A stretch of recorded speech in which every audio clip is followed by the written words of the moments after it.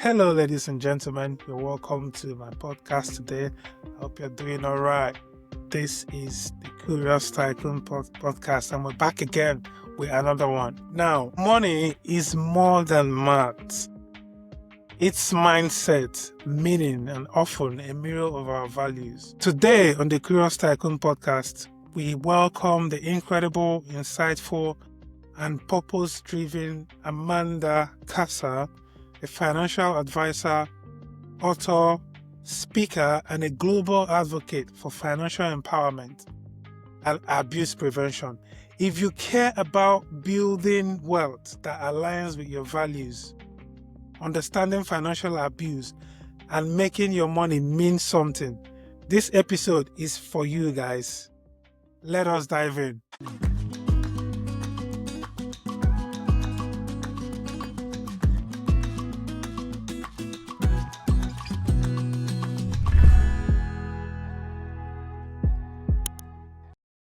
Hello, Amanda, and you're welcome to the podcast today. How are you doing today? Good, thanks, Chucks. Thanks for having me on. Really good to have you on the podcast today. You're welcome. Just before we start, can you tell us a little bit about yourself, just in a few words? Sure. Happy Australian. Love traveling. My grandson turns 2 today, so that's very exciting. I got to drop him at kindy. And by day, financial advisor and furious advocate to raise awareness for financial abuse and literacy around money. We're talking about finance with heart. So we're talking about the abuse prevention and purpose-driven living. I mean, what do you think about this? Can there ever be something like finance with heart? Do these things go together? Yes, they do, but whether most corporates will ever embrace finance with heart is a whole other story. I think the 80s greed is good, Gordon Gekko from the old movies, that style still exists in many, many corporates, that it's all about the money and giving back to the shareholder and the bottom line and, to hell with everything else. But I don't know that the vast majority of, people like you and me want that anymore. So I think it's up to us to hold them accountable, and purchase with thought. If we don't like what they're doing, our little voices can count. Yeah, yeah. So what is one myth about money you think most people still believe, and how can you challenge that? I think it's the old classic of I'll be happy when I have more money. Most people equate still that happiness is tied to their finances. And I think we know some pretty miserable, wealthy people as well. I mean, we can be miserable with nothing and miserable with everything. So I challenge people, instead of thinking that way, to think, well, what does enough mean for you? Does enough just mean I've got enough to pay the bills, keep my head above water and have a lovely holiday every year? Is that enough? We're not all going to be multimillionaires. I think most of us have wrapped our heads around that, but understanding what enough looks like for us is really important. Yeah, yeah. You've worked with all kinds of clients. So what is your go-to financial tip that everyone should hear? I love the old live within your means. It's boring. It's not sexy, but it absolutely works. So understanding how much you have to spend every week just to make ends meet, putting all your bills in there, and then knowing what's left over. If there's nothing left over, it means you're in trouble. You either have to cut back on your spending or earn more, or both. When you do have that surplus, automate some savings and either pay down debt or prioritize what you want to do with what's left over. Yeah. And to be honest, I'm an accountant myself. I'm actually a chartered accountant. And this is what I just don't get sometimes about people. Does it amaze you today in our society how much financial literacy is lacking? Or is it the lack of financial literacy, or is it that people just don't care? Which one is it? Look, it's probably a combination. I think money for years has been a taboo subject. It's not something our parents ever learnt about to teach us about. Some of the lessons they did teach us about money are a bit strange because they didn't know any better or didn't teach themselves. And, financial literacy in schools would have probably been a whole lot more useful than algebra or calculus. I mean, life skill. to learn how to do a budget, to understand what goes out and what comes in and how that's supposed to work, to be able to complete your claims for your medical insurances. Those basic life skills would have been so much more helpful at a basic financial literacy level at school. So do the governments need to change what's in the curriculum? Yes. Do we also need to take charge of our own education? Absolutely. We can't say anymore, I didn't know. I mean, we've got Google on our phone. There's more information and people who are willing to share. You don't have to pay thousands for a course. You can watch YouTube videos, on how to do a budget. Or I'm not saying go find a crazy, sexy finfluencer, but, get some real advice, and you can. So it's up to us as well. Yeah, 100% agree with you on that. Let's talk a little bit about investing and then ethical investing. What's your take on that? And can we build wealth responsibly and still deliver strong returns? Absolutely. I don't think ethical investing is this crazy, sexy niche for millennials anymore that it used to be.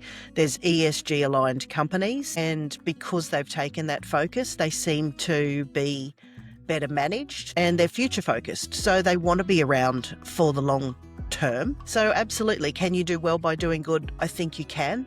We're still in a stage where, there's fines handed out to companies for doing what's called greenwashing, where they're not quite doing the right thing. But look, conscious capitalism is, having its moment, and I'm totally here for that. Awesome. So what are the biggest roadblocks that you think, in your opinion, hold people back from financial freedom? And how do you coach them through it?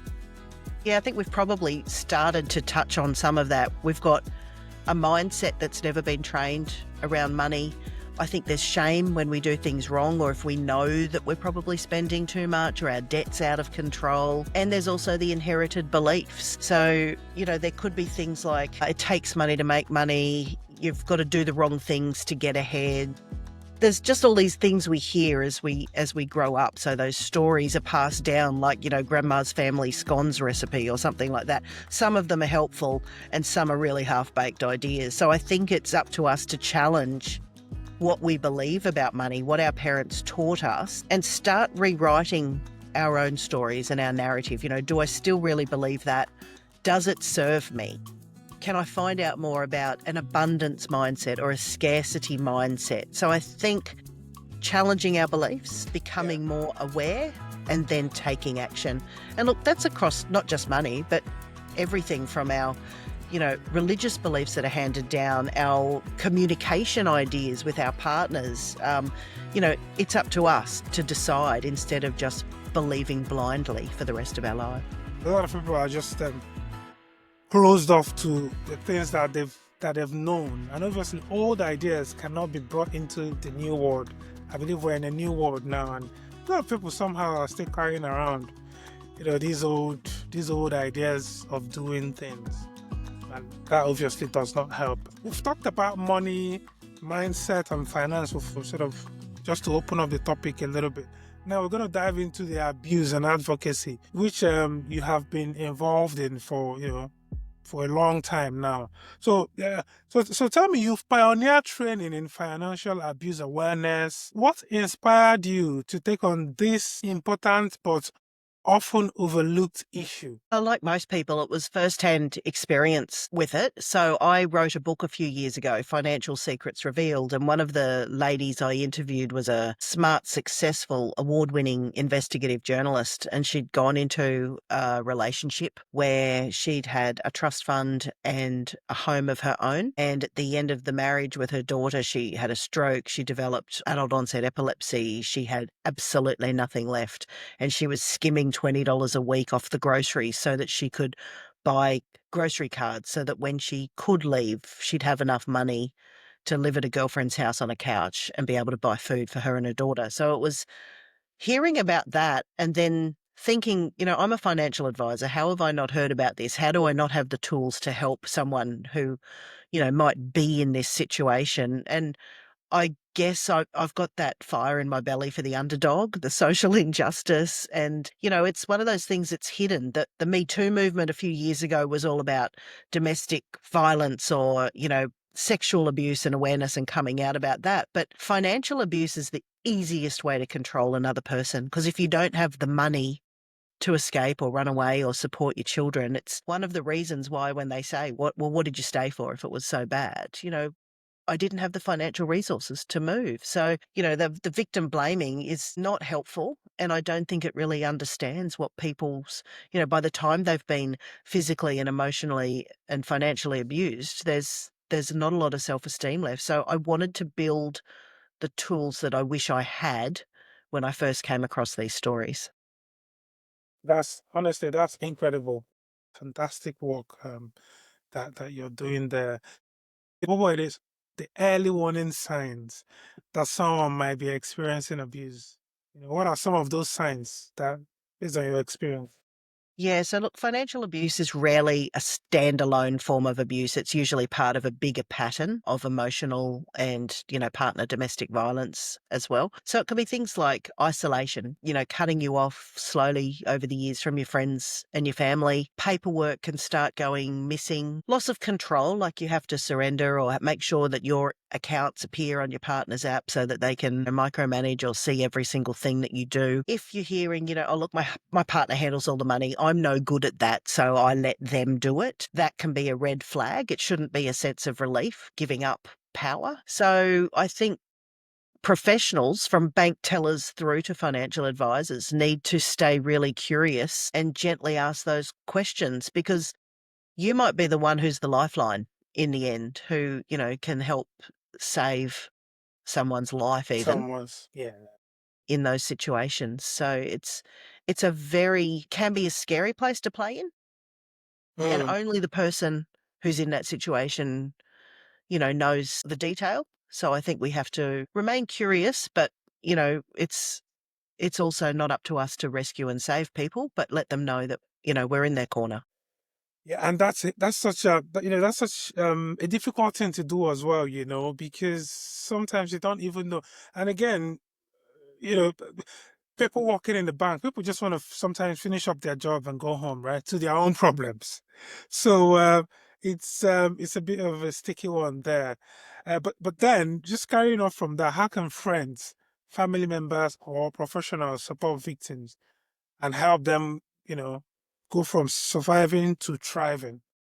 Yeah, I think one of the first things to do is just to be able to listen. No judgment. Don't try and fix anything. Just hear them out, validate the experience. I hear what you're saying to me, that kind of thing.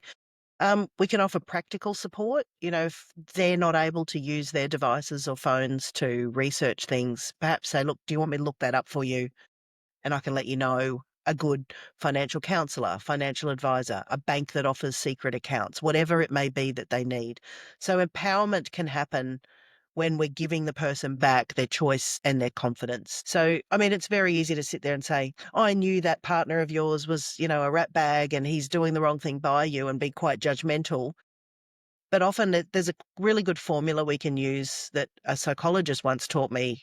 I feel when, because, I feel really sad when you can't come out with us on the weekend anymore because Bill won't let you spend, 50 or 100 quid on the weekend. So we're talking about our own feelings. It's very hard for them to turn around and go, that's ridiculous. It's how I feel. So it's better than, I suppose, going on the attack, but it also lets them know that you've seen something and you're supportive, but also you're there for them. I think a lot of times, if they've been gaslit and emotionally abused for a long time, they don't have that confidence in themselves anymore.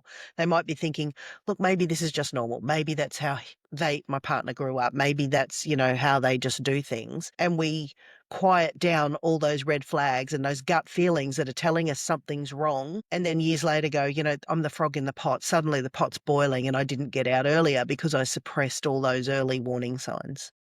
Yeah.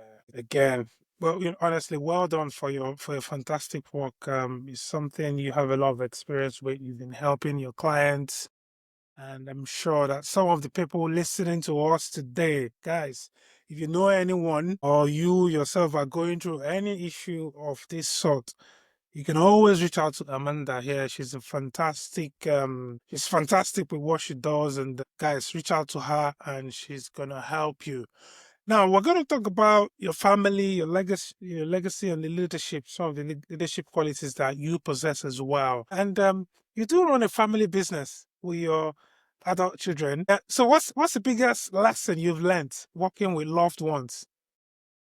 It's hard. Patience. If I wasn't a patient person before, I've had to become one. And also boundaries. I wasn't very good at that either. So, I mean, leading with love and being able to support your children is a great thing. But, there's also that tendency of, oh, it's just mum, I'll just take the afternoon off, or she'll let me have that extra time. So there's a really big need for communication and clear roles. Look, there's days where we're laughing and giggling and carrying on, and there's days where it's really tough and we all want to, spit the dummy, throw our toys out of the cot and go to our respective homes and pretend it didn't happen. So it's not easy, but it's a lovely thing if you can do it and get it right. And believe me, not every day do we get it right, that's for sure.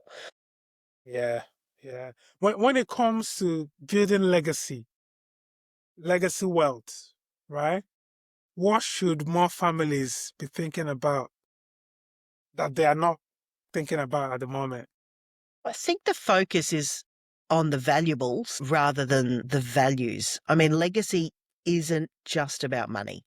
It's about passing on a beautiful mindset, creating wonderful memories together, finding meaning in what you do. So it's not just about building gazillions of dollars that, may be gone in the next 2 generations, which is very possible. I think starting the conversations now, understanding what your values are, what do you stand for? So I'm very clear that the 3 values that my business has is family, community, and integrity. And I mean, anyone can say they've got integrity.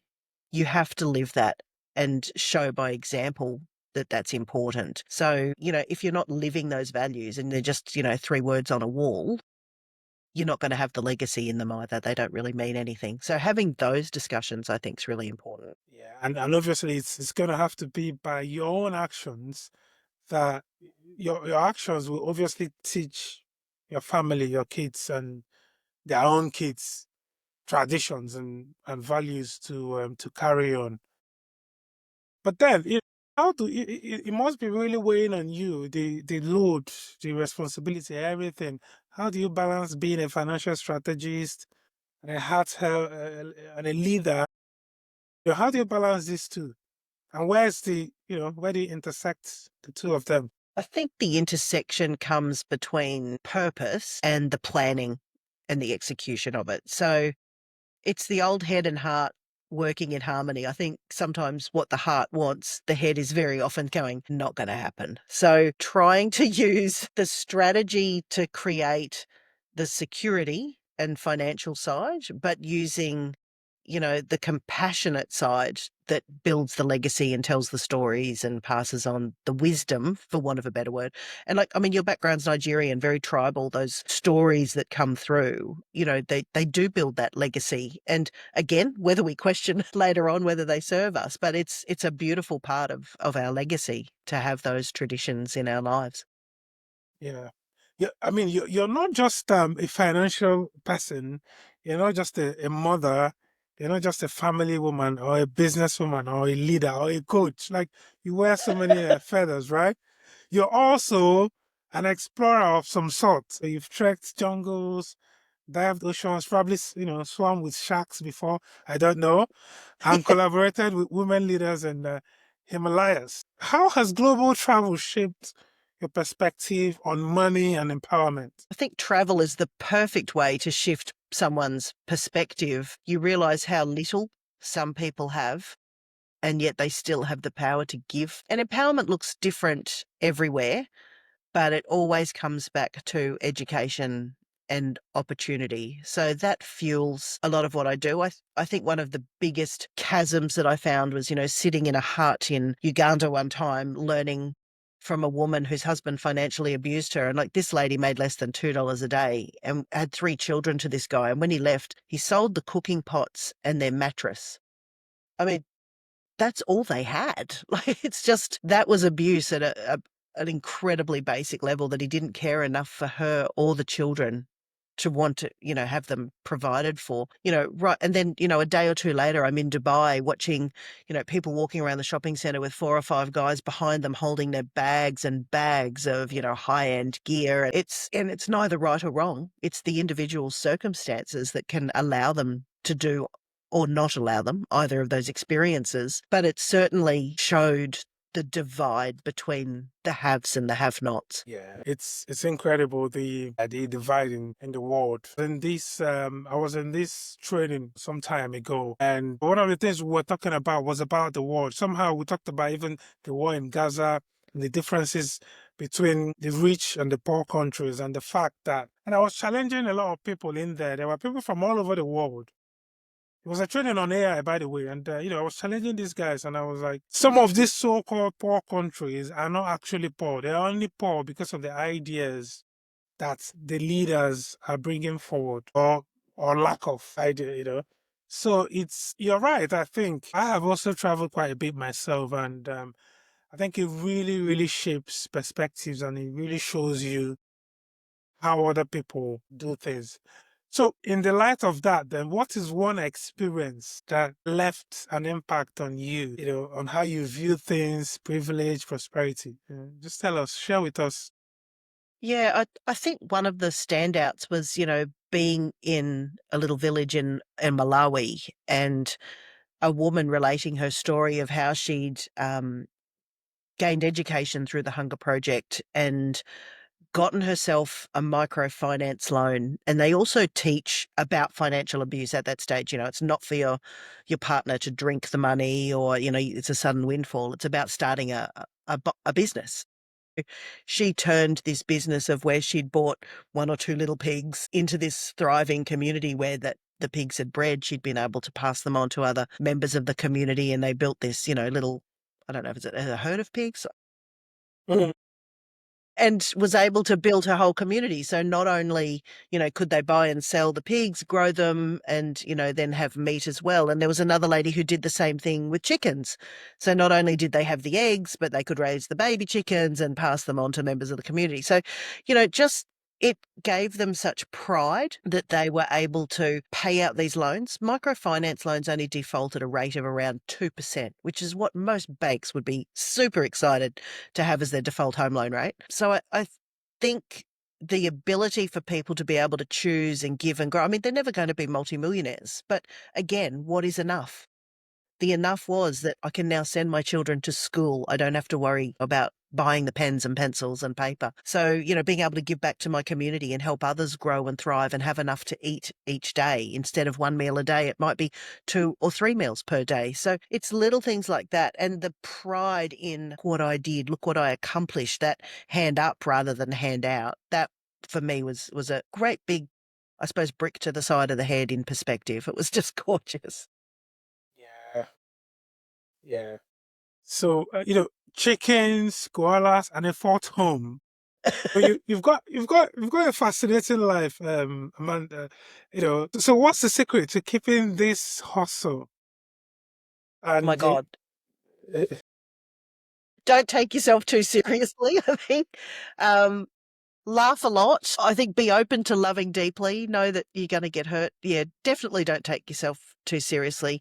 And I think purpose is very powerful, but finding joy is the fuel that keeps going. So although I do hustle, I've got fingers in a lot of pies. I'm interested in the next bright, shiny thing, but I also have to build rest into that. So having my home with the chickens and the koalas and the kangaroos and the birds, sitting on my deck and reading a book, that is the stuff that keeps me grounded. The fact that I've now got 2 little grandbabies, 2 under 2, it's that kind of stuff that I get to pick up the kids from kindy today, or I'm spending the day with my grandkids. So it's finding those little moments, when they start saying mama or give you a great big kiss or wave goodbye, all those little things that add up to joy.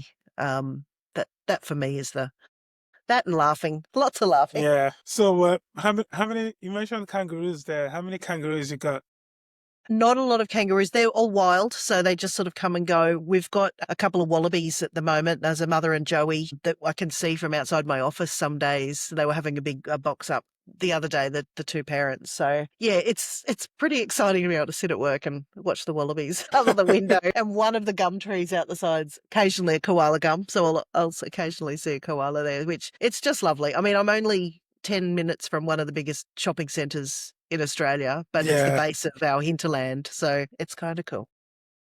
Yeah, Australia, beautiful country that is. I need to find time to come to that your neck of the woods, really. Yeah, for But yeah, sure. it's a long, long journey. But yeah, It'll be here. definitely I will. It's not going anywhere. Yeah, I'm definitely gonna make time for that sometime. Before I die, definitely. Exactly. Put it on the I bucket mean, list. yeah, it's 100%. It is. I like how you've made this sort of a rapid interaction. We're just hitting the nail on the head on these topics. And obviously, I'm sure people watching are going to appreciate the fact that you're going straight to the point, you're making it concise. But just carrying on as we hit home stretch now, if you could give your 25-year-old self one piece of financial advice, what would that be? But I was married with two kids at 25. Geez, she seems such a young thing. Probably, sorry, start investing earlier. I think not understanding the magic of compound interest. It's kind of the eighth wonder of the world. Interest earning interest. I don't think, it cares if you're ready or not. It's just to get started. People come in their late 50s, early 60s for retirement and say, I need to start a plan.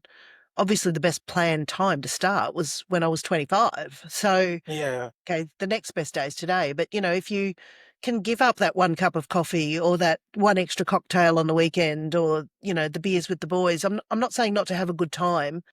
But, if there's that 10, 20, $50 a week that you can stash and put it away and don't touch it, you're going to be so much better off than other people who haven't. So as it's compounding for the next, 10, 20, 30, 40 years.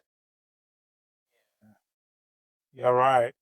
You're absolutely right. Yeah, well, for me, the next best, like you said there, the next best time is now. So yes, I'm gonna start investing tomorrow. Guys, I hope, Excellent. yeah, I'm going to hold you to that. yeah, guys, when are you people gonna start investing? Make sure you start investing right now if you don't already have a large pot. So, talking about habits and mindset shifts, what's one mindset shift that helps you the most in building a life of freedom and impact that you have now? I think for me, it was ask better questions. So not just of yourself, but of your money. Is this the best use of my 50 quid right now? Do I really need that handbag or the shoes or one more outfit in my closet? So asking those questions, curiosity, I think, is that little key that opens the doors that fear keeps shut. I heard that a little while ago and I thought, that's really cool. So being curious about things. And I think learning other people's stories, you can sit there and judge in your mind and say, look, oh, I'd never do that. That's ridiculous. But just be open. I think, oh, that's an interesting way of doing things. I haven't heard that before. And just sit with it. You don't have to take other people's ideas. It's not like parenting. Everyone's got telling you how to do it. And you sit there and go, well, I hate that. That could work for me. That's really good. Hadn't thought of that one. And it's the same with money. When people give you the ideas, do the same thing. Sift through it and go, actually, that's something I've never tried. Maybe I'll give that a crack. Or, no, that doesn't align with my values. I'm not doing that. So, yeah, ask better questions. Yeah. You can never go wrong, guys, by asking questions. There's that adage in my place, you can never go wrong by asking questions. No matter how dumb or how stupid those questions are, you're going to know that, okay, if you've asked a dumb one today, then you're going to ask a better one tomorrow. And that's how you grow. Yeah. Okay. I mean, that's just before you give us your pattern shots, we're going to do just a quick fire, quick picks on a couple of things. You've traveled the world, you've done budgeting, investing, all these things. You have animals, you have houses here and there. So just tell us, budgeting or investing? Invest, but you'll probably need a good budget to be able to do it. Yeah. And also, just to add as well, you also have a broad portfolio, I guess. Just Yeah, expand the portfolio as diversification's well. good. Yeah, cool. Okay. Koalas or kangaroos? Which one? Oh, it's got to be the koala. I love a good nap. So, 20 hours a day snoozing. That sounds good. Snoozing and eating. My kind of life. How about this last one? Would you rather be in that office right now or be in an ocean? The ocean. Hands down, absolute winning. That's where all the big ideas land. It's grounding. Yeah, getting out of the office. I do I'm with Wildcare in Australia, which helps some injured animals. And every Tuesday morning we go walking along Burleigh Beach to look for some injured birds. And it's just magical getting out. I mean, I don't love getting up at 5 o'clock to do it, but being down at the beach, it makes it worthwhile every time. Yeah, definitely the ocean. Yeah, awesome. I mean, just before we round up, is there something I'm sure there's something you want to say just to, you know, conclude? Yeah, The I floor. think money, like we've said before, it's that taboo subject. It's scary, but I think knowing your numbers is incredibly empowering. So if you do sit down and work out, what does it cost me to live? If you know that number, is it £467 a week? Is it £1,489 per week? What does it cost you to wake up and get out of bed every day? I think instead of being frightening, it's a number that allows you to take back control and go, right, everything above that is cream. Where can I put it? Or shit moment, I'm not making that. How do I fix it? So please don't view budget as, boring and your eyes glaze over and you don't want to do it because you know it's going to be confronting. View it as empowering and, you can take charge once you know that number. And look, it's not always going to stay the same. You will pay down debt. You will, change to a different energy plan, or things will go up, down, sideways. So staying on top of it, I think, gives you control and power. And view it that way instead of frightening and confronting. There's your mindset shift for the day. Thank you. Thank you very much, Amanda, for coming on today. Thank you for bringing not just your financial expertise, but your compassion, clarity, and a global perspective to this conversation. You remind us that money is not just a tool. It's a reflection of how we live, love, and lead our lives. So thank you so much for coming onto the channel today. To learn more about Amanda's work, guys, get in touch with her. Head over to amandacassar.com.au. And please do not forget to check out her podcast as well. You have a podcast, you didn't mention it. Financial Secrets Revealed. Yes. Wherever you listen, check that out. So where does that show? Is it on YouTube? Where does it show? Yeah, it is on YouTube. It's also on Apple Podcasts and Spotify. So all the usual places. And it's a seasonal podcast, so it's not every single week. So the first season I interviewed all the people who were in the book. The second season was all about financial abuse. So each season, is something different. Number 3 was meeting the experts to learn more about, what's an ETF, what's contrarian investing. So back to basics. How do you invest? So each one's something a bit new. If this episode sparked something in you, you know what it is, guys. Hit like, subscribe, and let us know in the comment sections, what is one belief? What is that one thing that you're ready to rewrite? We'd love to hear from you. You know what it is, guys. This is the Curious Tycoon Podcast. Stay smart, stay generous, and do not forget, stay curious. Until I see you in the next one, have a good one.